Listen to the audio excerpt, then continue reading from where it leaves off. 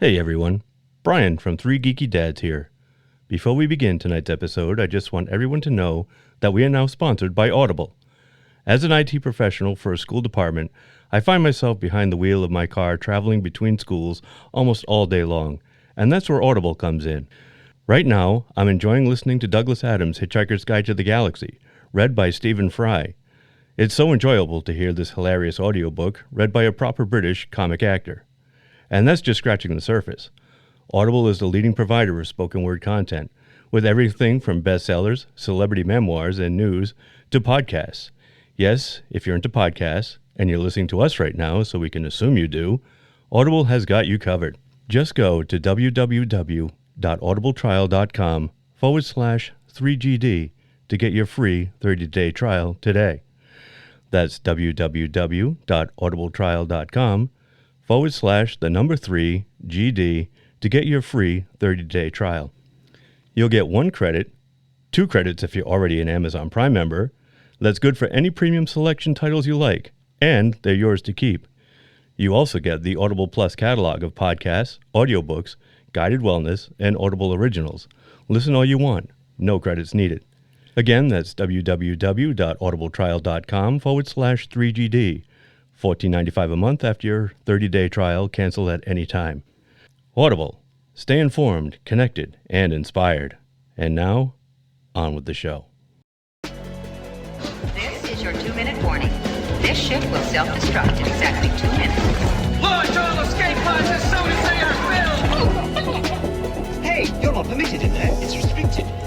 You'll be deactivated shortly. Hey, I assume you tried to gain control of the escape pod in Dock 14. Yes, I tried to gain control.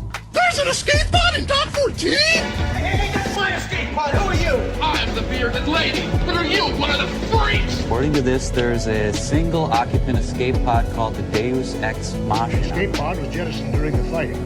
No life forms were aboard. She must have hidden the plans in the escape pod. Hey, look! There's a prize inside that box of ham-dingers. An escape pod. Open the pod bay doors, Hal. I'm sorry, Dave. I'm afraid I can't do that. All right, everyone. Welcome to another Escape Pod. I am Marc from 3 Geeky Dads, and joining me, as always, the enigmatic, the mysterious Count Deanula.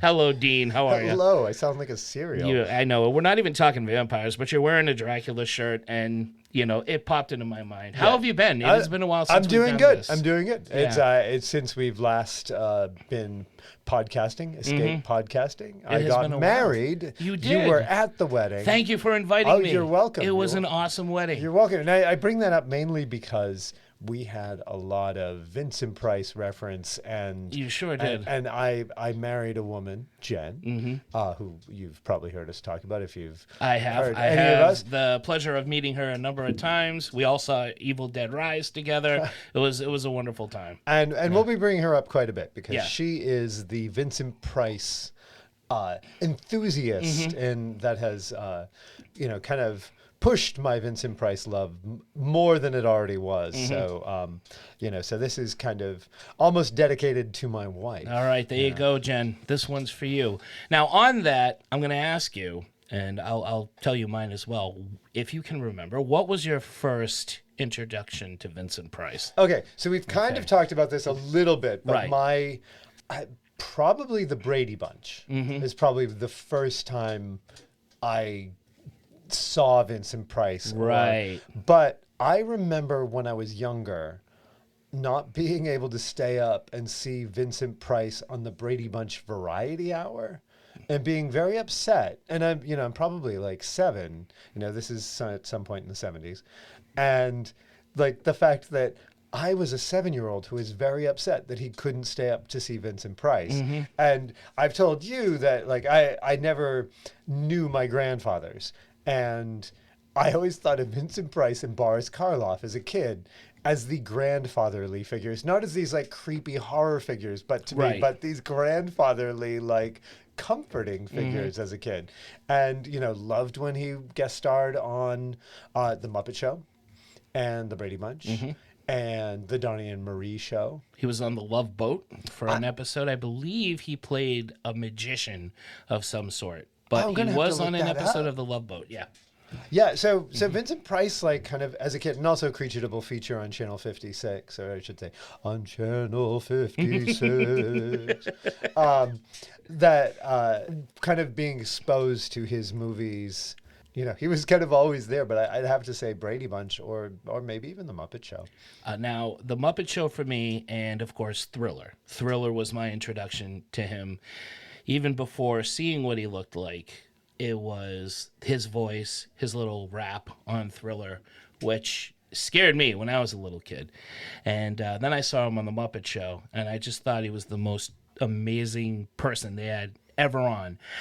Maybe along with when the Star Wars cast was the Star Wars cast. Like, I love Vincent Price, but when the Star Wars cast was on the Muppet Show. Let's be realistic here. But he, you know, being a fan of Dracula and monsters, it was great to see the Muppets with Vincent Price and the monsters. His skit with Kermit the Frog, where Kermit the Frog sprouts fangs. It was a creepy but fun episode. I'm trying to remember. Does Vincent Price ever play a vampire? He plays a vampire in the skit. It's him, and I can't remember the Muppet. You wouldn't. I know. Oh, yeah. No, it's Count Deadly. Oh, okay. So, but in the movies. In the movies, has he played a vampire? I'm racking my brain. Monster Club.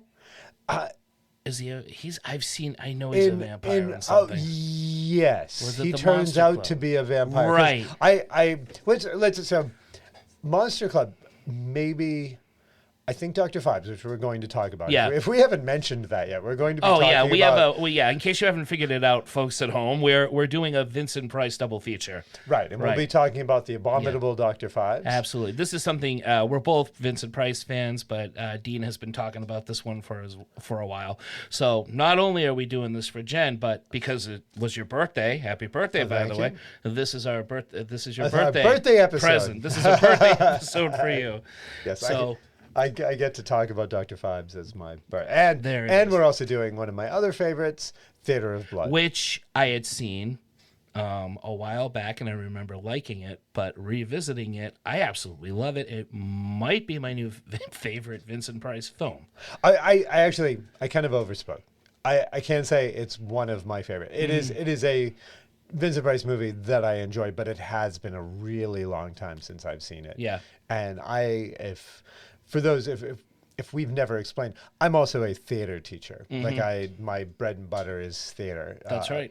So the Shakespeare aspect of it is, you know, I'm kind of quoting along with a lot of the movie, and even a lot of the parts that they don't reference what the line is from, I'll be like, oh, that's King Lear. And so I have that little extra enjoyment in that. But so I was about to ask, what's your favorite Vincent Price movie? Up until Theater of Blood, it's always been House of Wax. I absolutely love the film. Again, art is my bread and butter. So the tormented artist, or rather the nice artist, you know, he's like the sweetest guy in this movie, and you know, he's really a passionate artist, and of course, because of the horrible quote unquote accident that befalls him in his wax museum, he becomes a creature of revenge. I think it's excellent. Because I can't remember who said this to me. Somebody once said to me that all artists are pretty much one step away from being a serial killer. And if they don't have like their art or writing or whatever to transfer all that energy out of, you know, someone might be dead. I can't remember. All I'm going to say is I hope that's not true. I hope not either. Although, I don't know. You've read Werewolf with a Chainsaw. Yeah, keep drawing, Marc. I plan to. I plan for my wife and children's sake. No, it's just the same. Somebody but keep an eye on the neighborhood pets. Oh no. So maybe a dog. My favorite. And Vincent Price doesn't play a huge. I shouldn't say he doesn't play a huge part in it. He does play a huge part in it, but he really is just the wraparound story in Monster Club. So it really isn't Vincent Price's finest performance, but I love that movie. Like, not as far as the best made Vincent Price movie in my opinion is Dr. Phibes.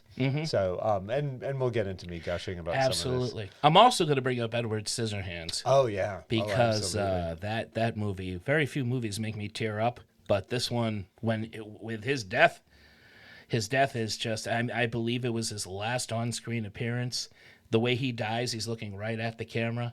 He's supposed to be looking at Edward, about to give him the hands, but it's a POV shot of Edward, so he's looking right at us. He's got this that grandfatherly smile you were talking about, and then he dies. And I remember being like, oh my God, it's like he's saying goodbye to us, and I get all choked up thinking about it. I know, right? Yeah. It is, kind of, as much as I don't have a lot good to say about Tim Burton's, latter half of his career. That early half is like, man, did that guy speak to me? Agreed. And like it's all the stuff that I grew up with, and like that he, to portray Vincent Price in that like fatherly, grandfatherly way is kind of like I said, like I saw him.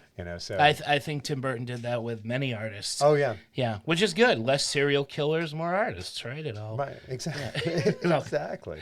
So which one do you want to start talking about? Let's do Phibes. All right, jump into all Phibes. Right. We'll jump right into Phibes. Let's jump into the abominable. It's a bumble. No wonder they say bumble. A bumble Dr. Phibes. Abominable. So you're gonna hear me flipping papers. All right, I've got that good. That good. That's good. That makes us sound very professional. All right. So I'm going to talk about the overall. So what did you think of Phibes? Well, I've seen it many times. I absolutely love the movie. It's hilarious. It is dark comedy at its finest. I love the kills. I love the revenge. I'm a big fan of the revenge factor in any film, and like Theater of Blood, which we'll talk about. This is another one where he picks them off one by one. And it's an incredible performance, even though the dude does not open up his mouth. It is like all of his dialogue is overdubbed. Like I believe he read it off screen, or it was read to Joseph Cotton off screen. But Dr. Phibes, like all of the dialogue is recorded separately. So someone else was reading his words when they were filming, and then it was put in later, like not digitally, but altered so it sounded more robotic and grainier, because he wasn't able to speak anymore because he had been horribly burned. We'll get into the story in that, but it's a gorgeous movie. It is. Like it is. I saw it in the movie theaters about 5 years ago, and it's sumptuous. Like it is. That's a good word for it. It is really. That's very good. So the movie takes place in 1929, which until I watched it with the Blu-ray, the special edition Blu-ray, which I believe is Scream Factory. I'm just going to say it's Scream Factory because all the good ones are. And there's 2 commentary tracks on it. And it wasn't until it was pointed out that it took place in 1929 that I ever noticed it took place in 1929, because the whole movie is so Art Deco inspired, and I'm going to even say surreal. Like it is definitely Art Deco. Absolutely. But there are so many surreal aspects of it and the filming, it was a really inexpensive movie. And this is where the comparison between the 2 movies come in on. You can see the budget in Theater of Blood. In Dr. Phibes, which I believe has about the same budget, they managed to, between cinematography and set design, managed to make so much look so grand and expensive. Exactly. I'm thinking the bat scene.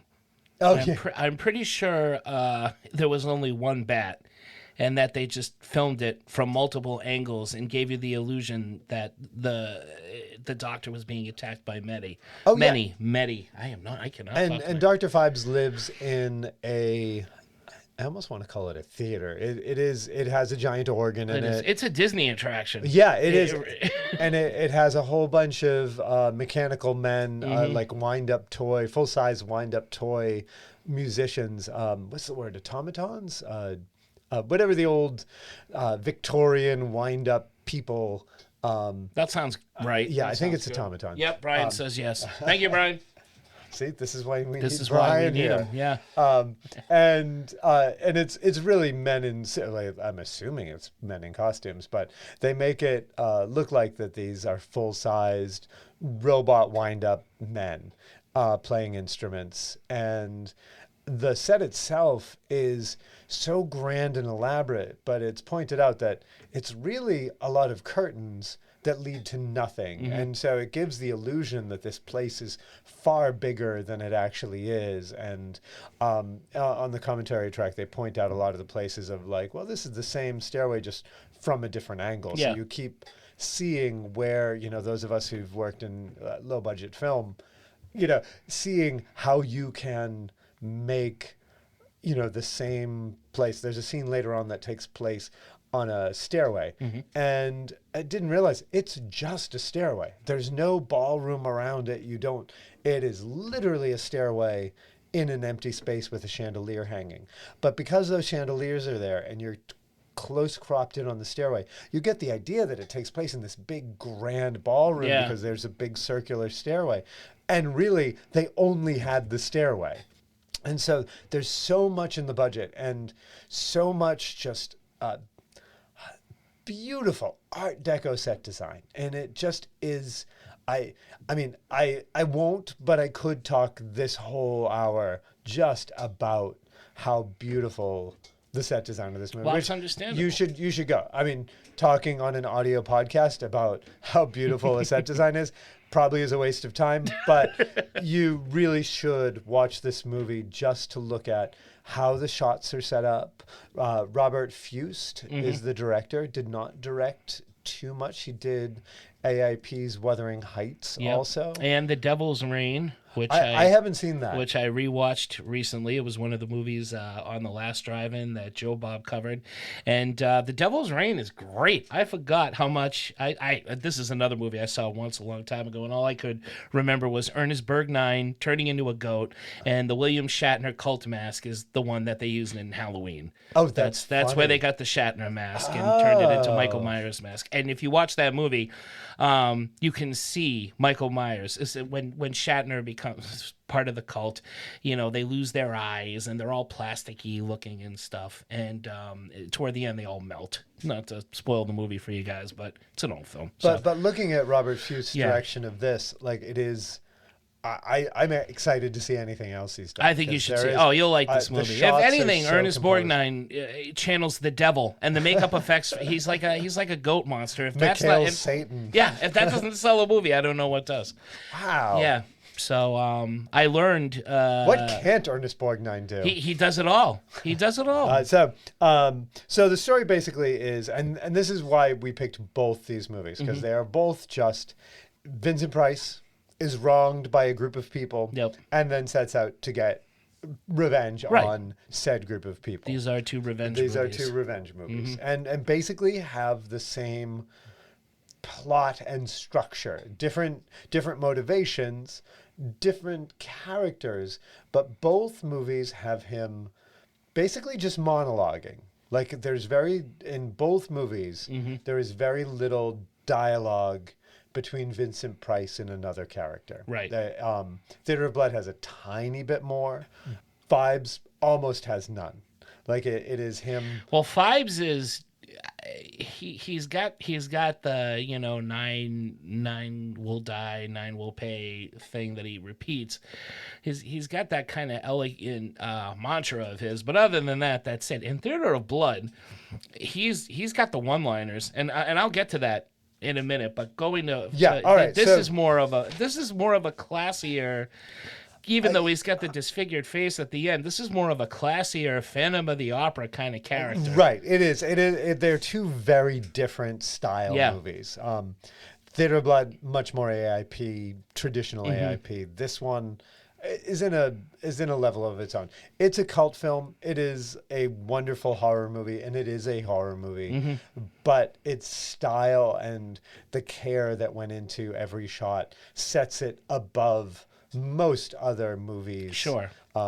What's the term that we hate? Oh, elevated. We don't like elevated horror, right? Or elevator horror, as Jay Pillarello would say. Yeah, elevated horror. Like people act like something that, you know, a well done horror film that takes care in the shots is something new. Like this is elevated. You know, if you were to term something elevated horror, it's just a fun movie. Yeah, it's just fun to watch. It's so good. Yeah. All right, so he is killing these doctors who did not save his wife. Like he was off in another country. And I forget. I'm gonna try and not look at the notes on this. No problem. So he's off in another country. He is a doctor of psychology, and it's like arts and psychology is what Dr. Phibes has his doctorate in. And he's off in another country, and his wife is in an accident and needs to be saved by these doctors. They do not save her. And so Dr. Phibes is racing to get back to her and gets apparently killed in a fiery auto accident. But we know that he is alive and going to seek revenge on all of the doctors who did not save his wife. Right. Now, his wife, we see in a photograph in the beginning and lying in kind of a tomb next to him in the end. And it's Carolyn Monroe. It is Carolyn Monroe. And I think she's uncredited. She is uncredited. Right, because I did not realize it was Carolyn Monroe until this time. And they showed the picture. I'm like, that's Carolyn Monroe. That's right. Hammer favorite amongst the three geeky dads. And one of the most beautiful horror actresses. Oh, agreed. Dracula AD 1972. Oh, yeah. Absolutely. Is she in Captain Kronos too? Yeah. Captain. I'm like, there's one that she has more of a bit in. All right. So the first person the first dog. Actually, there's a doctor he kills off screen, and I couldn't tell you what that actually is. It was bees. They mentioned it upon finding the doctor who's killed by the bats. Oh, okay. The inspector, who's great in it, by the way. The inspector is incredible in this movie. Inspector Trout. Yeah. It is so English, and they keep getting his name wrong and being like Inspector Pike, and always calling him a different fish. But he keeps calling Phibes Phibes in the beginning, right? Isn't it him? There's a whole little gag about. There is like a very subtle English Keystone Cops. The humor in this is a very subtle English, almost Monty Python-ish. It is. The investigators in particular, they're not bumbling. They're not. I wouldn't even say goofy. They're character. They are. It is so dry. They're just kind of like, well, this happened, sort of thing. They have this kind of reaction. Like when we get to the unicorn killing. So the first one we see is one of the doctors who enjoys some good Victorian porn. And he's just sitting there, he goes and he's cranking his film projector. He's shushing like a maid or a servant out. He's got a brandy or something. Like he can't wait to get his maid out of there so he can watch his crank Victorian porn, which is a snake charmer. Yeah. And by porn, like Victorian porn. Yeah. A little ankle, a little shoulder. That's it. And which he's hand cranking, which is kind of a visual joke in itself. Oh, totally. And what's funny in the commentary track of the thing, they have Robert Fust doing commentary, but I think Robert Fust is no longer with us, and I believe this was probably towards the end of his life that he did this commentary, and really had not a lot to say about the movie, nor could he really remember or even care to remember a lot of the stuff that, and so he is kind of like the director, the person doing kind of the coaxing in the commentary track is kind of like, that's a pretty serious hand cranking going on there, and he's like, oh yes.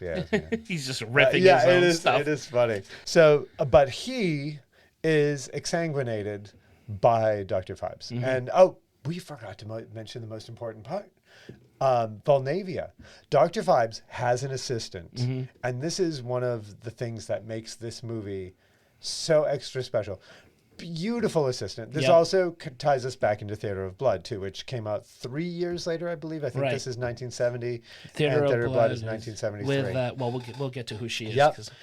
But in this one... this woman has, first of all, her fashion is incredible. Oh, yeah. She changes costumes moving from shot to shot, pretty much. Yeah. Like, and the first costume she has is like this, like, Art Deco thing with, like... it's almost like she's wearing a satellite or a kid's. It's almost like the robot from Metropolis in human form. It is. Yeah. It is crazy, and there is supposition, and there are books that one of the screenwriters has continued to write, telling more of the story of Volnavia and Dr. Phibes. That's a great name. It is, and she's fantastic. Yeah, she doesn't speak at all in the movie. We have no idea what her actual relationship with Dr. Phibes is. She's just kind of there helping him out. And we never get any explanation of her at all outside of her just really being there, kind of hanging out with the other automatons. It is questionable. I don't know if there is a definition of it or not. The director did not seem to say. I think it's a henchwoman. It's like Harley Quinn in Batman the Animated Series. And whether I think it's almost left to the audience to decide whether she is also an automaton too. Could be just a more advanced. Again, that's not my point of view. Like, I think that's a pretty far advanced for 1929, but she kind of acts like that. But would you say the mechanical band is as well? Yeah, I guess they didn't have full-size mechanical. I always thought there was a bit of futuristic or science fiction in this. Oh, yeah, there is. That, I mean, that's kind of what takes it out of Art Deco into surreal, because there is a lot of stuff that doesn't fit, right? And there is like, I mean, it doesn't. It just creates an otherworldly sort of atmosphere. You know what I mean? That's mixing the two. I don't mean that it doesn't fit in the movie. It doesn't fit in the time period, right? Like, so in 1929, yes, maybe they did not have full size. They may have, because there's those old Victorian. I'm sure they didn't have the skill that some of these things have, but they're really doing. It's just some of the outfits. Oh yeah, The designs are, again, it's a very Metropolis like, mixing with that Art Deco style you're talking about. I feel like it's just on par with the old Universal movies. They're stagecoaches and they still have gypsies, but there's also cars and phones and men dressed in suits. Yeah, and they live in Germany, but they're still peasants and burgomeisters. Yeah, it is. It is kind of, and that's, I don't think why I realized that it took place in 1929, because it is just kind of one of those things that you accept. Sure. That is like, with Hammer films where, it's, Victorian times by way of medieval times, by way of 1960, like that it's kind of like a mesh of all these time periods that you're just kind of like, well, budget has made us live in a nondescript time period. And to me, those are the best kinds of movies. Oh yeah. You can do what you want. There's no limits. And it is this one, like I said, the budget is not seen. Like it is way. The design, the set designer really needs. I don't know his name, but he definitely needs more credit. He worked with the director on several Avengers episodes. Now, I did tell Jen that I would make very clear I am talking about the English Avengers, John Steed and Emma Peel, and we'll talk about Diana Rigg in a minute, and or as Jen would put it, the Avengers, right? The Avengers, the one and only Avengers that matter. So she wanted to make sure that I made that clear. I knew what you were talking about. And we're going to talk about the Avengers a little bit more. Okay, so we're going to go on to Frogs. Okay. The next person he kills he exsanguinates Dr. Longstreet. And then the next one is the Plague of Frogs. And in the Plague of Frogs, he gives a man, like, he kind of shows up in some of these places in disguise. Right. Dr. Phibes is wearing, as the commentary track man described it, as a Captain Kangaroo wig and mutton chops. So people are kind of not really recognizing. And this one, he's wearing a mask, and it's the stairway that I talked about before, and it's a costume party. And this man puts on and this is again surreal, like all these animal images. And he puts on this very cool looking, almost Alice in Wonderland frog mask. Right. And the mask tightens kind of like a Halloween 3, as is on your shirt. Yes. And tightening of the mask.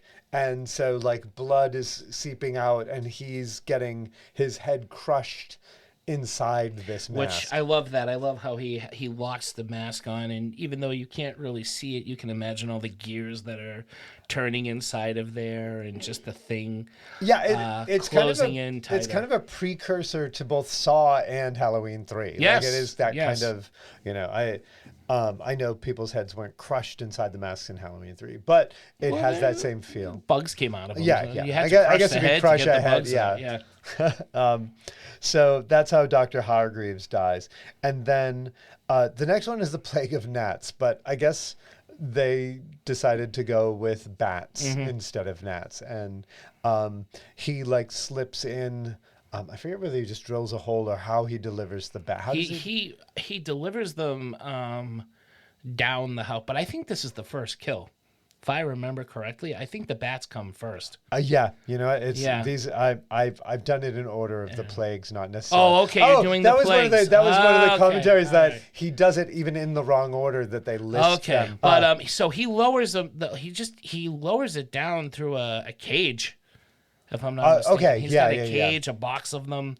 I think there's supposed to be many of them, but you only see one, and you only see it shot at different angles to look like there are many bats in there. Because in the aftermath, they're rounding up all the bats in these pillowcases, and you can hear one of the officers say to the inspector, "We rounded up all of them. All right, take them out of here." So there's supposed to be many of them. Yeah, and the bats are actually like these like adorable like flying foxes. I think they're vampire bats. Yeah, I don't even think they're vampire bats. Oh, they're not. They're like that kind of vampire bat shape. Oh, okay. But they are like the most adorable. Like you want to cuddle these bats. I don't think they're I like what? like, well, not these, but those bats. That guy is lucky. He gets to cuddle with all these bats, or at least that one that we shoot a couple of times.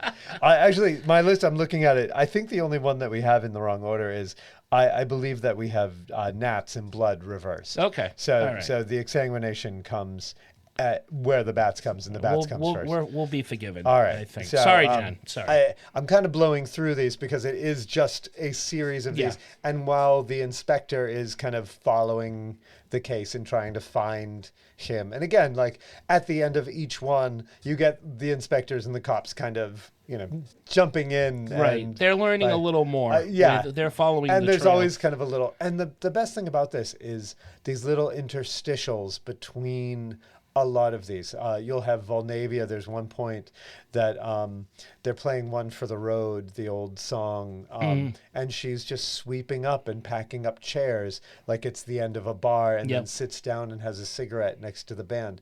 It has nothing to do with anything, but it is this beautiful moment in this like, all right, boss is out killing people. Yeah. I'm just sweeping up, and in a lot of these, it's just like a breath of fresh air between all the chaos that's going on in the movie. And it is, but it is just it's such a tone, like that it is. There's a little bit of Phantom of the Paradise in this too. Like Phantom of the Paradise came out after this, but if you've seen that and we're trying to describe the feel of the movie, that's a little bit.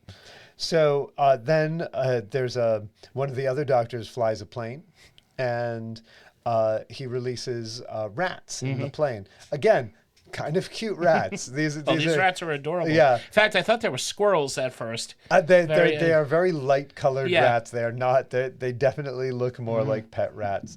Again, not to take away from the horror of it, because I'm sure if you were flying a single person plane and your lap was suddenly filled with rats, I'm sure if it was filled with kittens, I'm sure I'd be freaking out like while flying. Well, you'd be worried about the kittens. This is true. Yeah. I definitely worry about the kittens, and I would try and land all of us safely. But this man does not, and he crashes. Again, you don't see the crash, but the sound of the crash shows you that he crashed. And there's it's just wonderful. And then the next plague is livestock, which is this is one of my favorite kills in the whole thing. And this one doctor gets run through with a unicorn statue, and it goes straight through him into a door.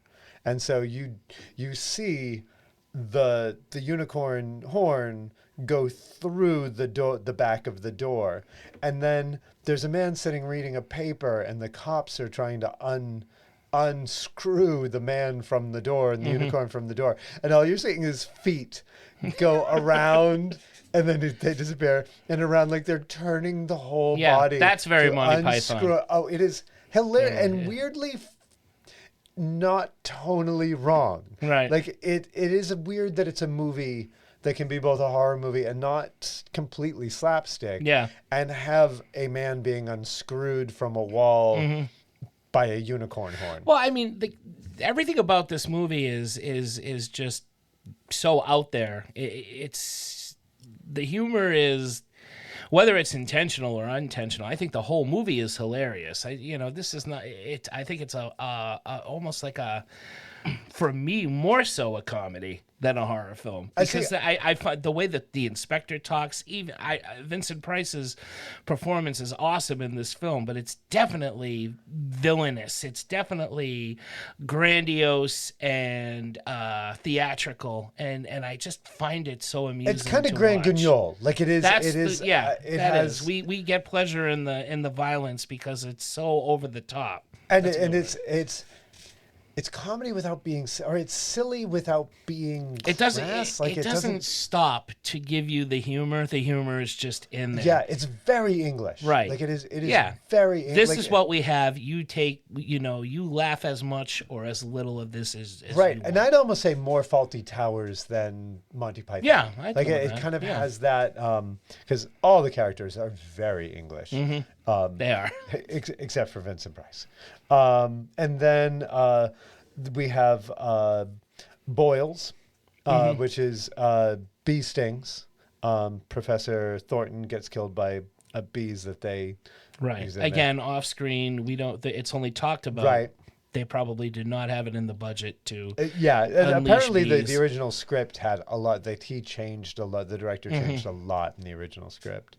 Another one of the fun kills is a hailstorm, in that the plague of hailstorm, which is they create, and it's a very elaborate, again, surreal, almost over the top, like phonography invention that creates a frozen hailstorm, snowstorm inside a 1920s car. Yeah, and but it's so cool how they do. It's so cool. And then in the end, they open the door, and there he is, completely frozen. So this whole movie, I believe, if I remember the commentary correctly, this movie and that scene in particular were one of the inspirations for Paul Dini when he was reviving the Mr. Freeze character. Oh, really? Mr. Freeze is an homage to Abominable Dr. Phibes. Because I was going to say, it really does have, if you're going to, kind of describe the Dr. Phibes character, it really is the same story. Absolutely, complete with a wife who's preserved in a case. In Phibes' case, it's a casket, and even a lot of the monologue kind of almost falls into the theater of blood monologuing too.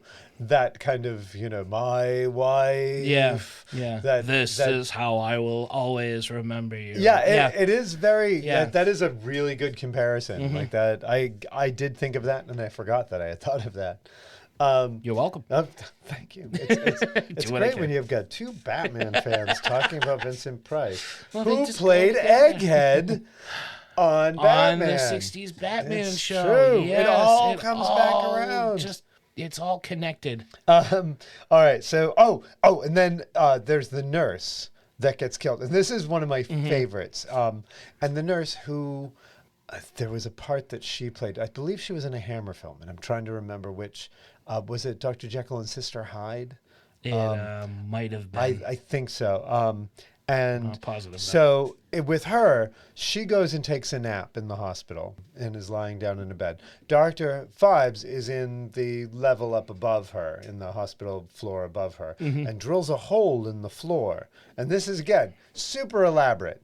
And pulls out this diagram of a naked woman, very basic Adam and Eve kind of diagram. Right. Throws it on the ground and kind of drills a hole where her head would be. Right. It's like right in the center. Yeah, right in the center. The forehead. And then has this boiled Brussels sprout mixture it's made from like boiling down Brussels sprouts and other vegetables. It looked like just Brussels sprouts to me, and makes this sticky green slime that then he drops down a hole onto her head. It's funny because you've got the diagram showing like where her head would be, but it like really is like covering her whole body when he goes to drop it down on top of her. And then she's like encased. And then she's like, I believe there's like a Doctor Who scene that has like someone encased in green like that. Really? I'm forgetting, in the Tom Baker years. Write in and tell us. Brian would know. So then he releases. Not crickets. What are they? Locusts. Locusts. He's got the down, locusts. Down on top of her, and then when the police find her, she has been completely devoured, and for some reason her hair has turned gray. Yeah. And so locusts have eaten her.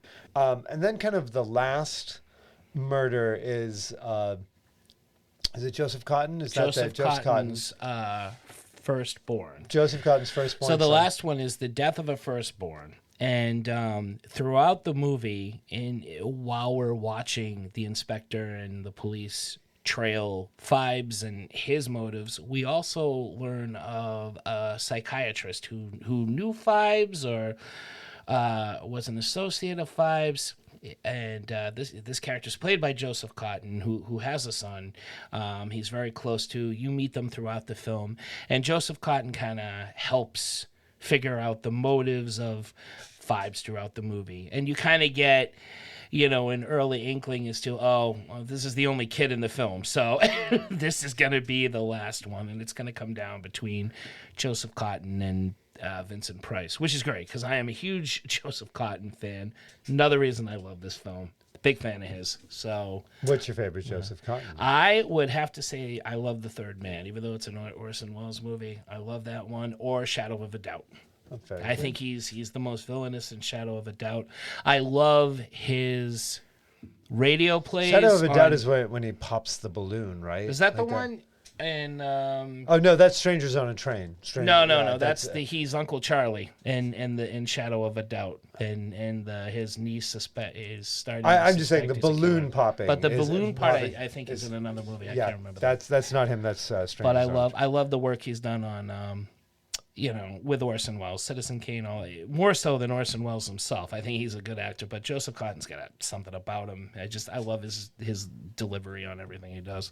Yeah. So the two of them going, apparently Joseph Cotton was super professional. Yeah. Had these big long speeches that he had to give, giving, because he is really he's the straight man of the movie. He gives the exposition. The cops are a little bumbling. He's the one who gives. Oh, and they also go to the Candyman from Willy Wonka. The man who sings Candyman. Yep. Is kind of the first person who deciphers that these are Hebrew symbols that have been left with all the people. Oh, it's that Terry Thomas. Terry Thomas, right. Dr. Longstreet. Yeah. I think you're right. We'll go with that.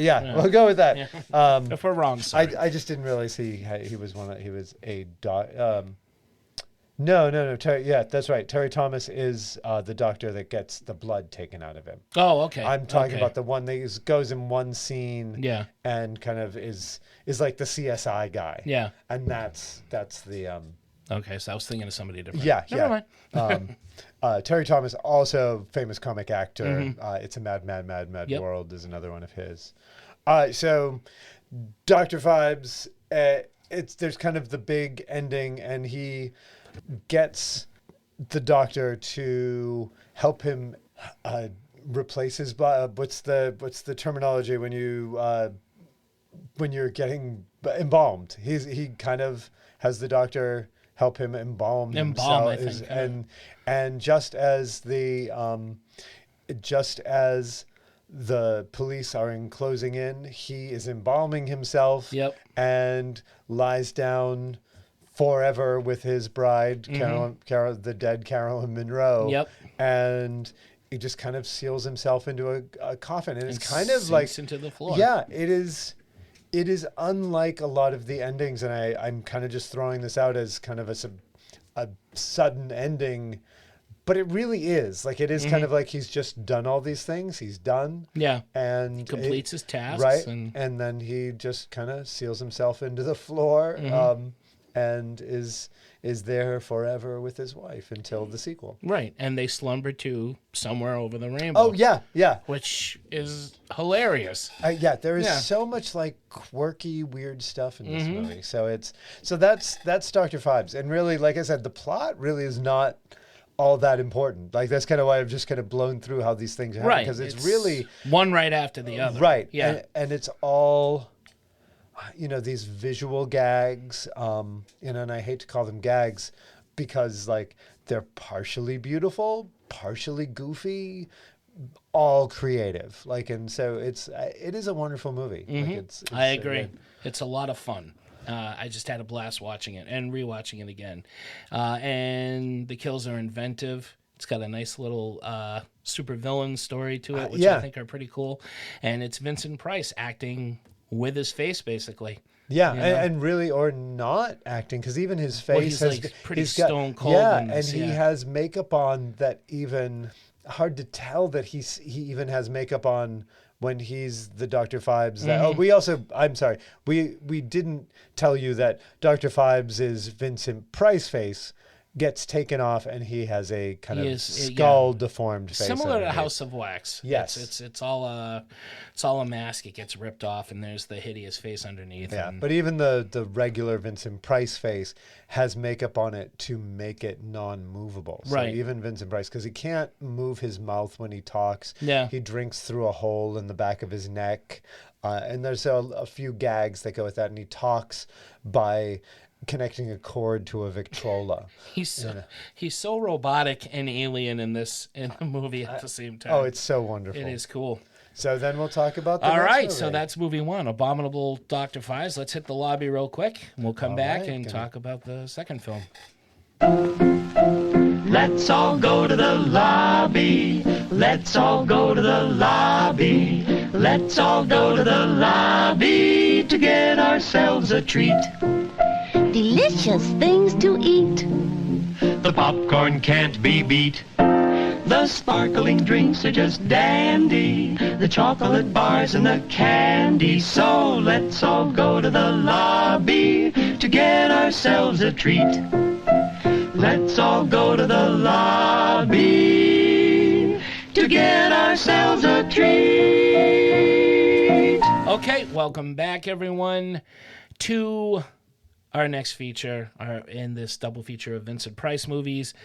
Dean, this film was recommended by you, and I had seen it once or twice a long time ago, but it wasn't until revisiting it again where I realized I absolutely love this film, and it could be one of my new favorite Vincent Price movies. So I'm gonna. Oh, very good. I'm glad I've reintroduced you. Did it. Because you probably have seen it more recently than I saw have. a lot of Vincent Price movies when I was a lot younger, and then I started rewatching them again, and then I had my go-tos: Phibes, House of Wax, The Last Man on Earth, Edward Scissorhands, and then stuff like The Monster Club, and just his stuff on TV, and I'm a huge fan of his radio shows, The Price of Fear. They're so good. His guest work on Suspense, more so than I think I know those more than his movies, or The Raven is another one I love. The Comedy of Terrace. There's so many to choose from. Can I point out that there was a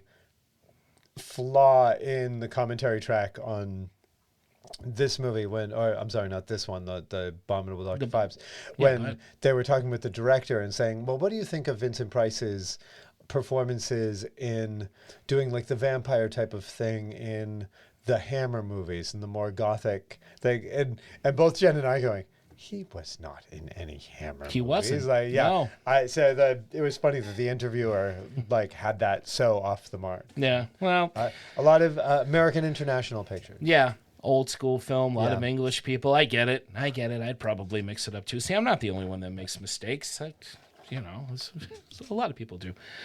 So here we go. This is Theater of Blood. I'm going to read through this and throw in your 2 cents with anything you want to add. So after being humiliated by members of the Theater Critics Guild at an award ceremony, Shakespearean actor Edward Kendall Sheridan Lionheart, what a great name, is seen Lionheart is seen committing suicide by diving into the Thames from a great height. He survives and is rescued by a group of vagrants.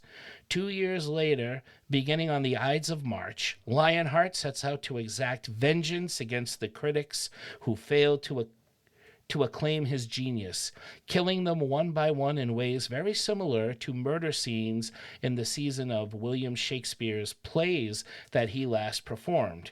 Before each murder, Lionheart recites the critic's damning review of his performance in the role. Now, did you know that the vagrants that find him when he jumps into the Thames, which we kind of find out halfway through the movie, like there's his origin is halfway through. Yeah, right, yeah. It actually threw me off, and Jen had to point out that it was a flashback because I was like, "What's he doing talking there? Like, why is he everyone all together?" Well, they do just kind of cut into it. There's no special transition effect. Yeah, right. I must have just not been paying attention for a moment, and I was like, these movies, and I don't mean this as an insult, I mean they lull you into a zone, and sometimes you miss stuff because you're very relaxed while watching a lot of the old movies. Hammer films, Amicus, all of these films, they're so calming. So did you pick up what the vagrants are called? Because they're a little more strange and sinister than just homeless people living on the street. I remember Vincent Price calling them something. He's reciting, what are these? They're meth drinkers. They're called meth drinkers. And it's not methamphetamines. It is trying to remember. We looked it up to find out what a meth drinker was, because even in the credits they're listed as meth drinkers. Yeah. And we're like, what is a meth? We're like, was that a term used back then? Like, as far as meth goes, it turns out it's like a type of it's a type of alcohol you should not drink, like a non-distilled. And I'm forgetting the exact. Yeah, I think it is like methanol. Like it's something, but it's more elaborate than that. But it like, look it up online, because it has a chemical basis, and it's something these people would drink and lose their coherence. Yeah. And just destroy their brains on this stuff. And so that's why he has these creepy servants that will do anything, and are kind of like subhuman. And they're out there, particularly one with a fro and sunglasses and a beard who looks like he kind of looks like Bob Ross. Yeah, sunglasses. It is and this one has a strange voice, and you find out why. But right now, you know that essentially his number two of the henchmen is a Bob Ross looking fellow with glasses, and sounds just a little off when this person talks. Or like the kid from that 70s show is now in jail. Oh, like hi, yeah. It does look like him. But it is, or like someone from the Mayhem band, the Muppets. Oh yeah, is it the trumpet player? Anyway, something like that. The trumpet player and maybe Zoot combined. But meth heads.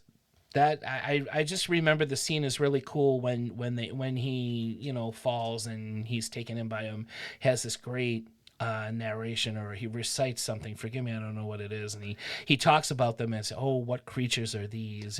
Oh yeah, which is I was about to say, I don't know that the line from The Tempest when the prince first arrives on the island and says, I can't quote it exactly at the moment, but what creatures are these? Yeah, that it's just beautiful.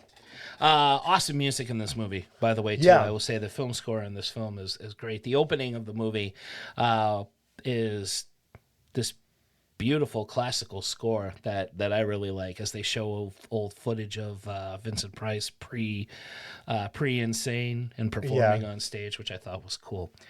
So the first critic, George Maxwell, is repeatedly stabbed by a mob of murderous homeless people. Those are the methods suggested by the murder of Caesar and Julius Caesar.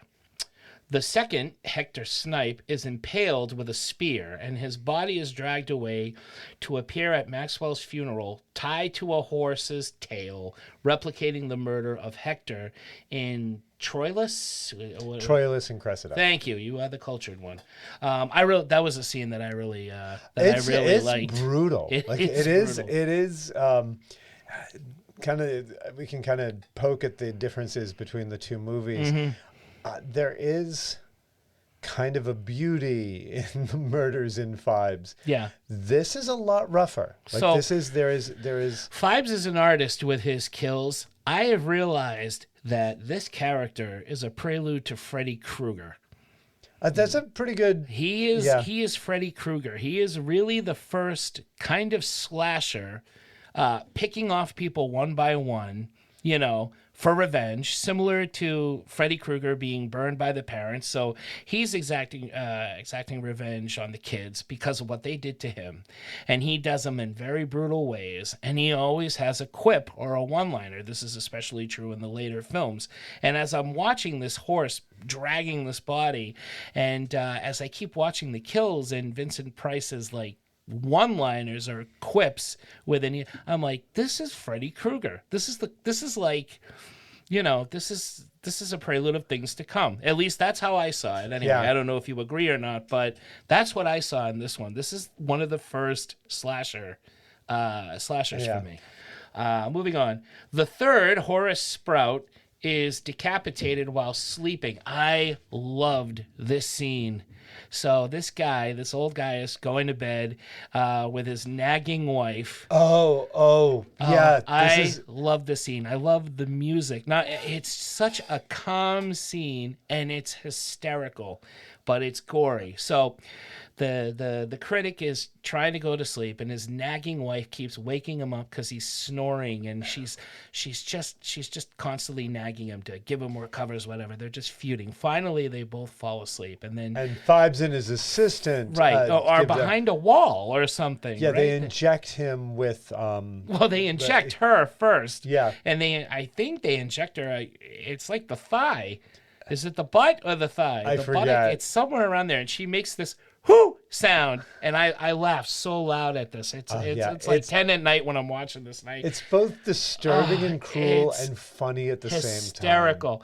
So that basically puts her out. He injects this critic and then proceeds to, much like a doctor in an operation, has the assistant with him, and he's doing the whole scalpel and just very gently, methodically taking off this critic's head. Yeah, and the wife actually rolls over and scolds him for snoring at the sound of the saw. So he stabs her again with the needle, and she makes the same noise and falls back asleep. And then the butler comes in the morning. I'm forgetting. We've got somebody with butlers and maids. There's in this butlers. One. It's a servant of some sort. Comes in and the head rolls off. Yeah. And it wakes the wife, and she screams, and it's like, but then the head ends up on top of something. They find the surviving critics of the guild find it on something. Yeah, it's like how did it get there? It's like Jason's mother's head. Yes, it is. It ends up in the apartment of the people. Like, how did they? But because Phibes and his assistant have already left. Yeah. So how did the head get from here to there? But I'm sorry, not Phibes. Lionheart. Lionheart. Very similar movies. Yeah. This is going to happen a lot. Yeah, that did make me think of Jason's mom, because I was at a problem with that scene in Friday the 13th too. It's like, how did Jason know where Alice lives? And meanwhile, and in this one too, we also have the inspector that's chasing after Yes. him. And the inspector we in have an inspector and we have a critic, one of the critics who's, but kind of playing the Joseph Cotton role, essentially. Right. But a sleazier, dickier version of the Joseph Cotton character. Exactly. But not as dicky and snooty as the other critics. Right, He's the more likable of that group, but less likable than Joseph Cotton. And when we'll talk about the last line that he gives. Yeah. And at the end, you're like, oh, he's a dick too. Yeah. He's kind of a dick. I love that. So Horace Sprout is decapitated while sleeping, as is Cloten in Cymbeline. Cymbeline, close enough. The fourth critic, Trevor Dickman, has his heart cut out by Shylock in The Merchant of Venice, the play being rewritten so that Antonio is forced to repay his debt with a pound of flesh. The fifth, Oliver Larding, is drowned in a barrel of wine, as is the Duke of Clarence in Richard III. Now, which one is the really sleazy? Because he's a real scumbag. Like I'm forgetting which one he is. Now this is I think it might be Trevor Dickman. No pun on the name, if it was done on purpose or not. But. Yeah, because we haven't introduced Diana Rigg yet. Now we're going to introduce Diana Rigg as Lionheart's daughter. Who the head critic, and I can't remember his name. You probably have it on here. It is Ian Hendry is the actor, and the Peregrine Devlin. Okay, so Devlin kind of develops a thing for Lionheart's daughter, played by Diana Rigg. Diana Rigg from the Avengers, and what I knew her for, the Great Muppet Caper. The Great Muppet Caper, Lady Holiday, and also James Bond's wife on Her Majesty's Secret Service. Ah, see that I did not know. I did not know that. Oh yes, but part of our wedding was to we had references to we did the closing song from On Her Majesty's Secret Service. Oh, that was okay. And all right. In which she dies a terrible death by Blofeld. Spoilers. I did recognize it was a James Bond. I knew it was from a James Bond movie. I was close. But being the big Diana Rigg fan that my wife is, we had to kind of incorporate my love of James Bond and her love of Diana Rigg. Well, it worked out perfectly. And I think because I had, don't hate me for this, I had never I knew of the Avengers, but I had never watched it. But I knew her from Lady Holiday from the Good. This was the only other thing I think. I probably have seen her in other stuff and haven't. She also used to host Mystery on PBS. No, I never saw that. Yes, oh, yeah. Okay. All right. So if you could hear Brian in the background, Brian is making reference to. I went to the Edward Gorey house yesterday. That's right. And Edward Gorey drew the. And Vincent Price also was a host of Mystery too, before Diana Rigg. So it all kind of ties in together. But Edward Gorey designed the opening animation for the Mystery. I'll have to look this up, especially if it has ties to Vincent Price. It was their kind of like movie of the week on PBS. Oh, that that's they cool. would have, like the Sherlock Holmes and that it would kind of tie everything together. And like this week on Mystery. Nice. And Game of Thrones. Like Diana Rigg late in her life was on Game of Thrones. Oh, see, I didn't even pick up on that. Yeah. She was fantastic. She's awesome. She's great in this.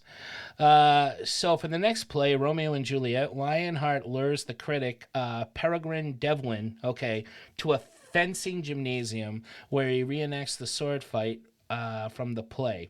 He badly wounds Devlin, but chooses not to kill him in this juncture. See, he's saving him for last. And fencing is great to have. And they're like, it is this big action sequence, and they're bouncing on trampolines. And the great thing about fencing is they wear fencing masks through most of this thing. So really, we do not have either of our leading men, just two stunt men bouncing around on stuff. And, blatantly not Vincent Price doing their the body fencing. frame is all different. It's like those early Star Trek episodes with the stunt doubles, but it's fun.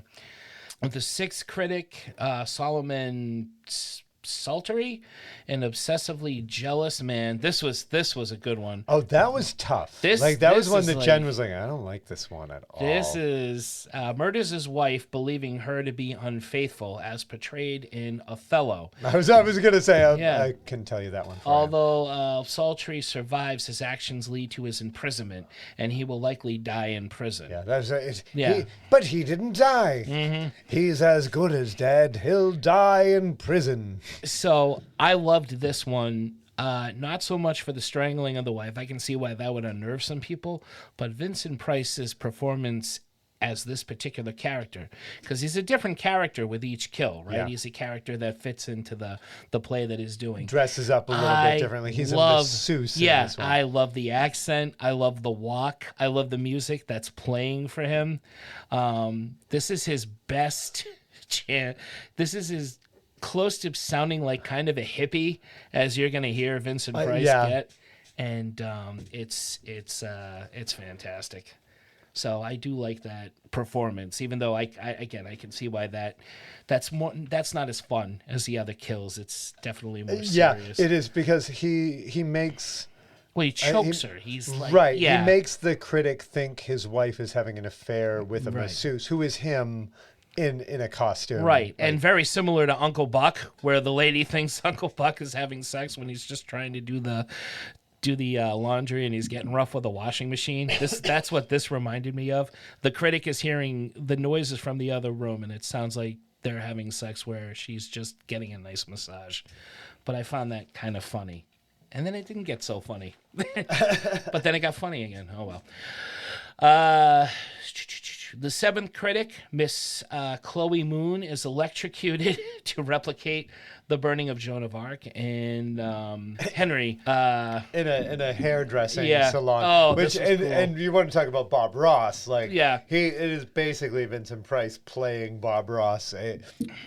That's the hippie one I'm thinking. Yeah, I'm sorry. It is so silly and ridiculous. Right. No. So he's hippie-ish in this one. And as the masseuse, he's kind of this like he's more of this flamboyant kind of French he's got kind the of guy. big fro and just is like he is playing stereotypical hairdresser to the nth degree. And this is like the many performances of Vincent Price, isn't it? Like he's got a different gimmick for each one. Yeah.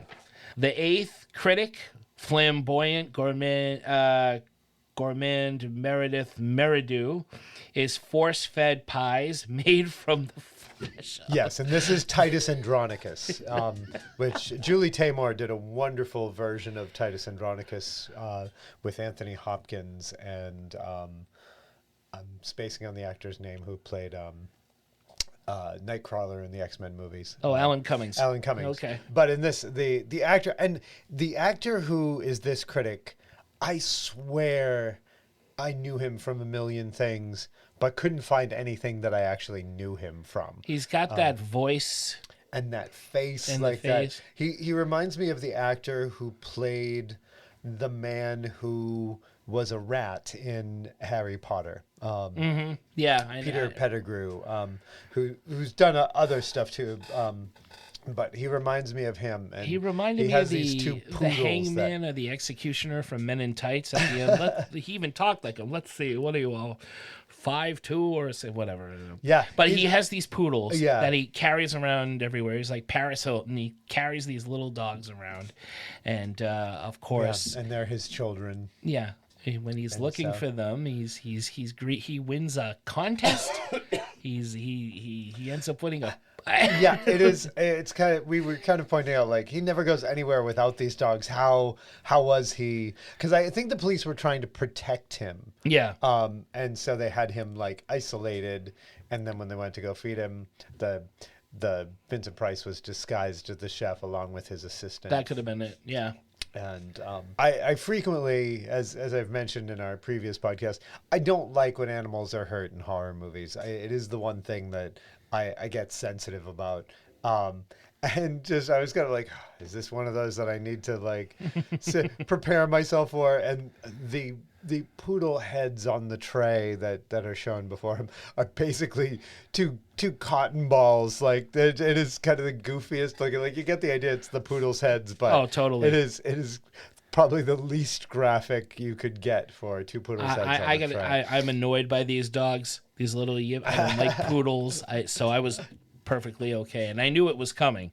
When he kept looking for the dogs, and then he's eating the pie, I'm like, oh, they're okay. He's feeding him the dog. That's incredible. So that's awesome. The actor who plays Inspector Boot, we haven't talked about. In the other one we have Trout. In this one we have Boot. Yeah.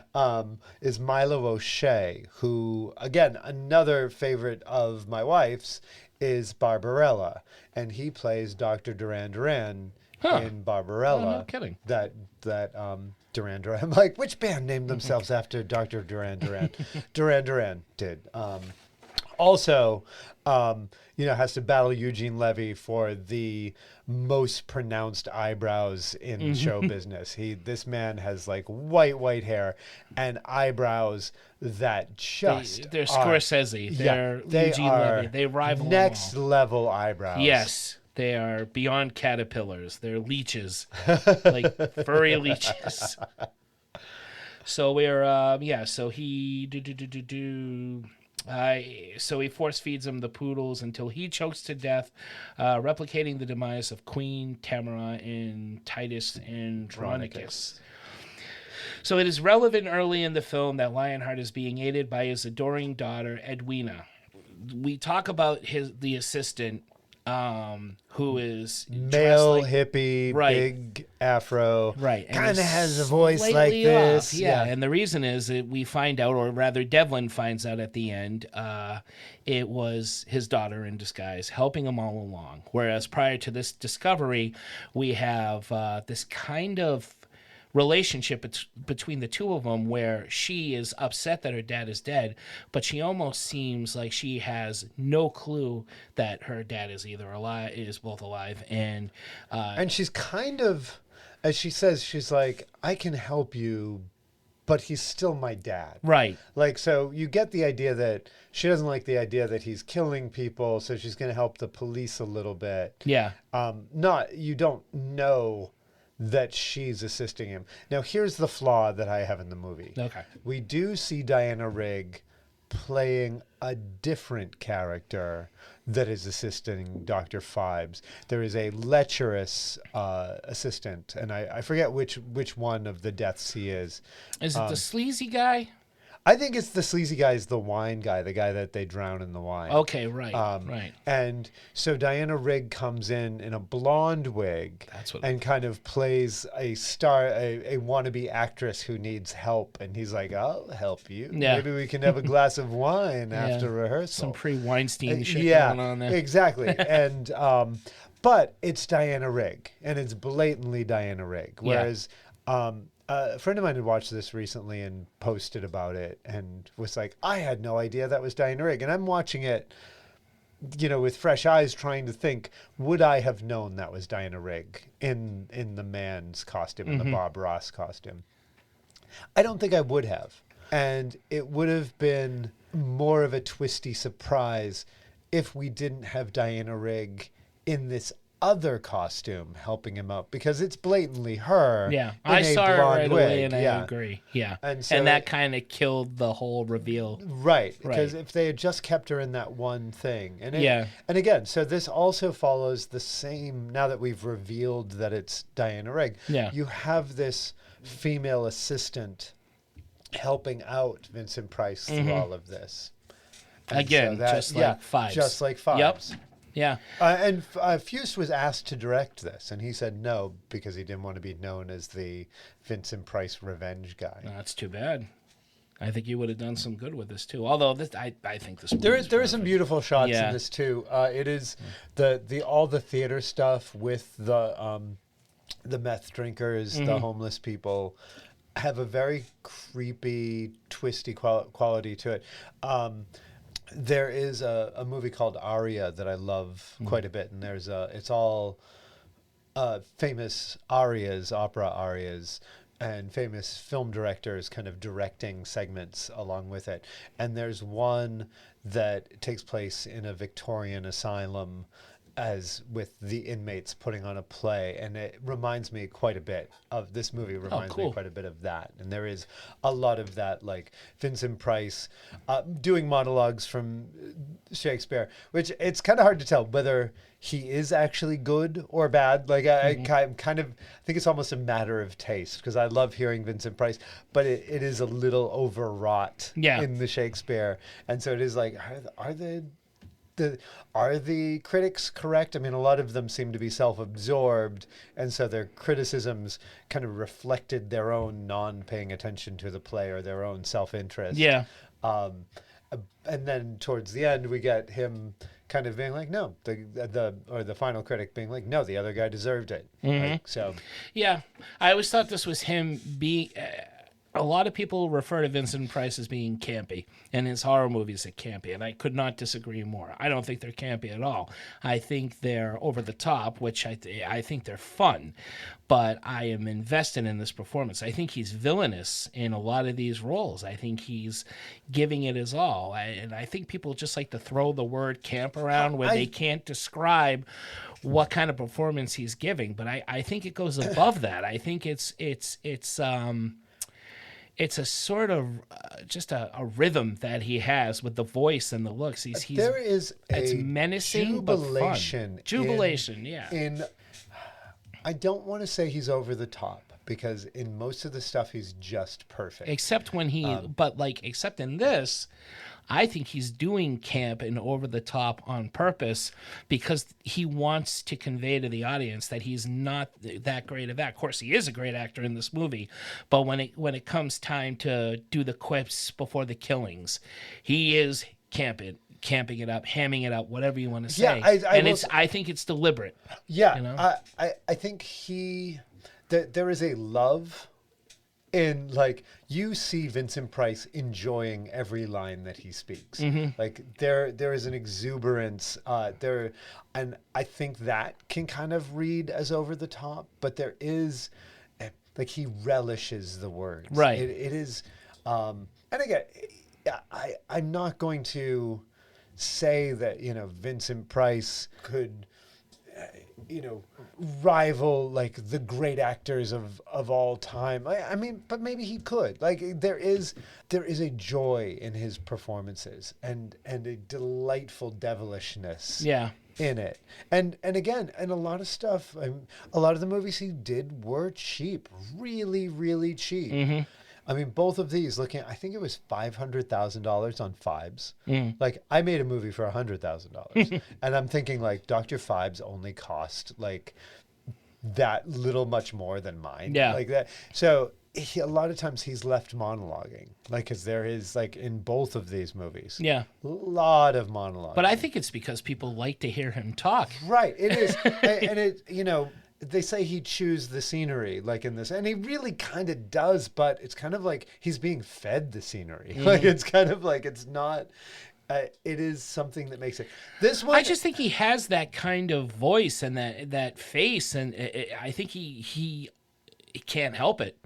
I will say, I watched the Midnight Movies version of the DVD of this, the series of DVDs that came out in the early 80s. Actually have the Abominable Dr. Phibes on VHS under the Midnight Movies. For some reason, the sound on this one is terrible. Like, on that recording, at least. I would like to see the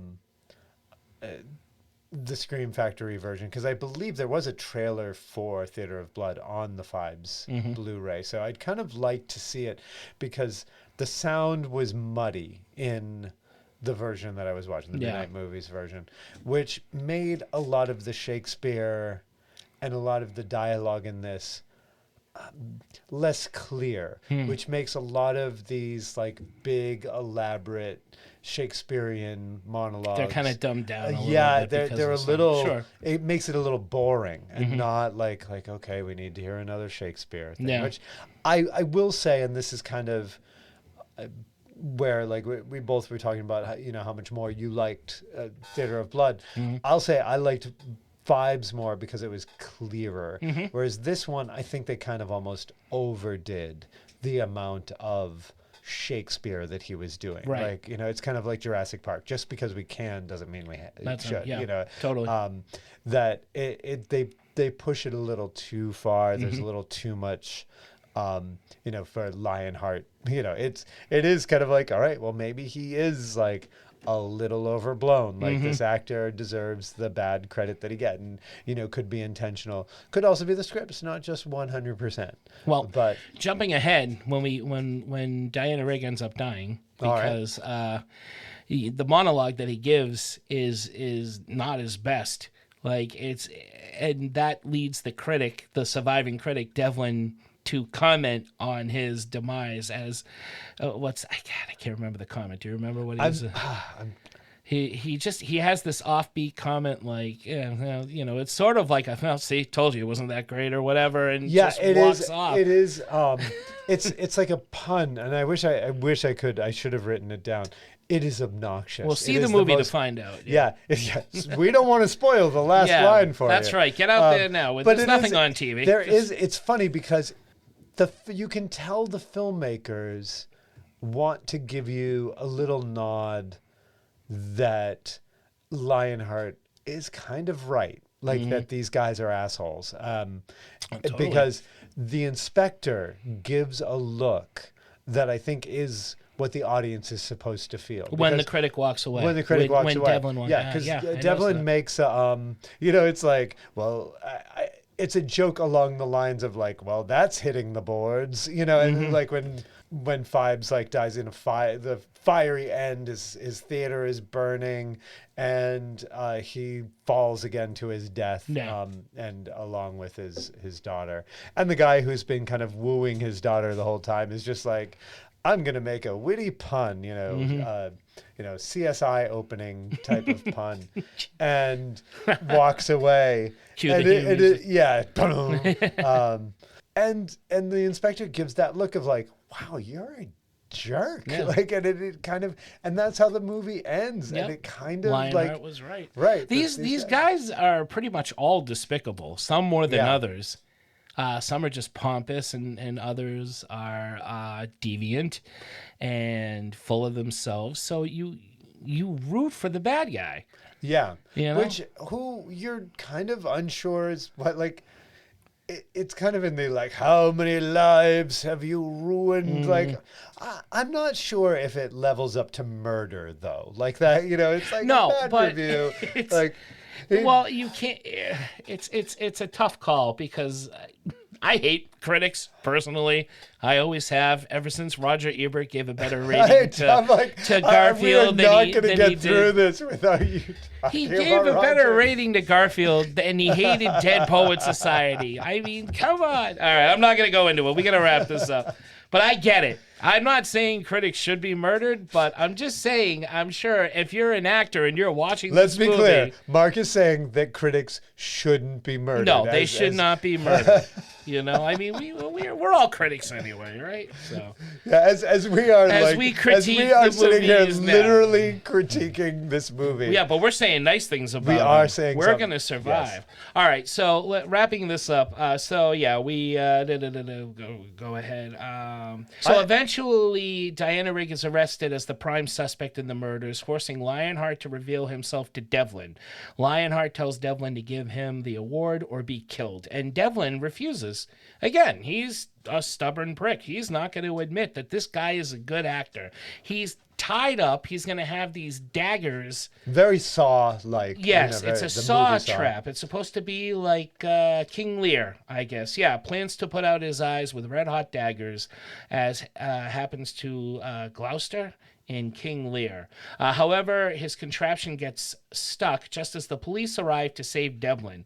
Lionheart sets fire to the theater, and in the confusion, one of the vagrants kills Edwina by striking her on the head with the award statue, unwittingly casting her in the role of Cordelia, Lear's youngest daughter. So this movie educates as well as entertains. Totally. Lionheart retreats, carrying her body to the roof and delivering Lear's final monologue before the roof caves in, sending him to his death. Devlin, the critic, even in the face of death, then gives Lionheart's performance a positive, if mixed, review. So he could have said something like that might have been his finest performance or something like, I cannot remember, and I just saw this too. But then he walks away, and the inspectors, like you said, just gives him a look, and then the movie ends. Yeah, and so the other comment I made at the end of this was, how many Vincent Price movies end with his place going up in flames? No, it's like half it is almost, and I think even some of them, they use the same shot, like the same castle on fire. Yeah. I mean, we've seen it in Hammer, Amicus. Once the monster's dead, they're gone. Right, but almost specifically Vincent Price AIP movies that they're like, all right, the castle's burning, theater's burning. Yep. Yeah. You know. Well, that's Roger Corman. Yeah, like Roger Corman said, once the monster's dead, your movie's over. End it. And so that's the end of that. That's the end of that. So both of these, I enjoy both of them. I definitely like Phibes better. Is kind of my take, that it's a tighter, almost every scene has a purpose, and a little less so with Theater of Blood. I'm going to agree and disagree. Definitely a tighter movie, and more solid, more beautiful to look at. But Theater of Blood, again, my love of the slasher genre. I feel much like more this is straight up more of my type of film. And visceral. You know? It is visceral, and it's also kind of low budgetness makes it a little, which I'm a huge edgier. fan of. Yeah. And it's just the many different faces of Vincent Price. I love the monologues. I just love watching Vincent Price. Now, we did these two, but we should also point out that Madhouse has a similar plot to Theater of Blood, and too. Fall of the House of Usher. Fall of the House of also ends with burning. So definitely see these two movies. And if you are a Vincent Price fan and have not seen these two movies, you're not really a Vincent Price fan yet. You're getting there. So we got Brian. We're going to wrap this up. Brian from Three Geeky Dads, who also edits and produces this escape pod for us. What's up, my friend? That last statement, I feel very attacked because I've only seen the Dr. Phibes Rises Again. No, so I have never seen the first one. I am going to also agree and disagree with Mark to say that Vincent Price has such a large body of work that I feel like you could miss several of his biggest movies and still, like, because even there's so many that I haven't seen. Fair enough. But these are two that you need to see. Will do. For sure. No, they're absolutely movies you need to see. Because I feel like they're just some of his champion work. Every so often I'll be going through the Fire Stick menus, and I always come upon Dr. Phibes Rises Again. And I always click on it hoping that say people also watched and it would be there, but it never is. Yeah. It's not available to stream anywhere. And I've been looking. There is a good quality of it streaming on YouTube right now. Well, then I'll check that. This I know. And Theater of Blood is on Tubi with very little ad interruption, and it's a clear print. Yeah, okay. Let's say the Dr. Phibes Rises Again, nowhere near as good as, in my opinion, nowhere near as good. It's not as memorable, which is why I tried to watch it again today, but the kids are home for summer break. It didn't happen. And we'll tie it back to our conversation about Count Yorga Vampire, because that also stars the same actor who played Count Yorga. And the original idea was that it would be Count Yorga versus Dr. Phibes. We almost got there is a lot of DNA in that movie that it would be Count Yorga. And you can see that they could easily just, make his character a vampire, and the same story would work. So. Nice. What could have been. Brian. Do you want me to wrap this up? Wrap it up. Thank you very much for sticking. This was long. No, that's fine. That's fine. I'm going to edit it down to 5 minutes. You'll see. Right. No. Right. Nice tight 5, as our friends, the Ham brothers, like to say. So anyway, thank you so much, everybody, for listening to another one of our Escape Pod episodes featuring our own lovable monster, Marc Macrina, along with friend of the show and frequent guest, the dastardly Dean Calusdian. We hope you enjoyed another look at 2 more great horror classics in their Marc and Dean's double feature series. I think this episode should be titled 2 for the Price of 1. Ooh. Check out Marc, along with myself, Derek, and Tito every week on our regular show, The Three Geeky Dads. All of our episodes can be found wherever podcasts are available, but we still like to remind everybody to check us out at www.3gdpodcast.com. I'm not going to do it, you guys, so don't sit there like, we got to jump in. Ready to the number, do the number okay, 3? Yeah. Okay, all right. I'm not going to do it. All right, I'm on vacation. So that's where you'll find all of our episodes. One-click buttons to subscribe to us if you haven't already, to the podcast platform of your choice so you'll never miss an upcoming episode. You'll also find links to leave an email message. Our Ko-fi page is there if you would like to make a small donation to help keep the show going. That would be greatly appreciated. And much, much more can be found at www.3gdpodcast.com. Dean can be found at dreamswithindreams.com. Where you will find his amazing artwork for sale on t-shirts, along with his graphic novel, the always crowd-pleasing Stalking Dead, a Christmas horror comedy story for the whole family. Check out Marc's artwork on Instagram at Marc Macrina Art, and look for his horror comic, Werewolf with the Chainsaw, at Rubber Chicken Comics in Bellingham, Mass. Check them out, and as always, thank you everybody out there for listening. Thank you, Brian. Thank you, Dean, for joining me. And tune in next time when Dean and I will be back with another double feature of the obscure, the bizarre, the strange, the horrific, the few, the proud, the geeky, whatever. It doesn't matter. Good night, Dean. Good night, Marc.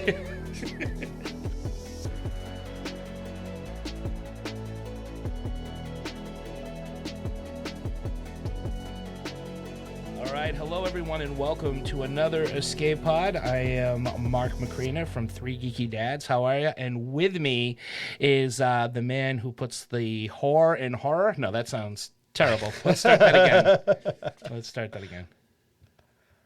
Count Dean, you love. The question is, were you saying horror? I was trying to say horror, but it was coming out whore. You're not a whore. Let's do that again.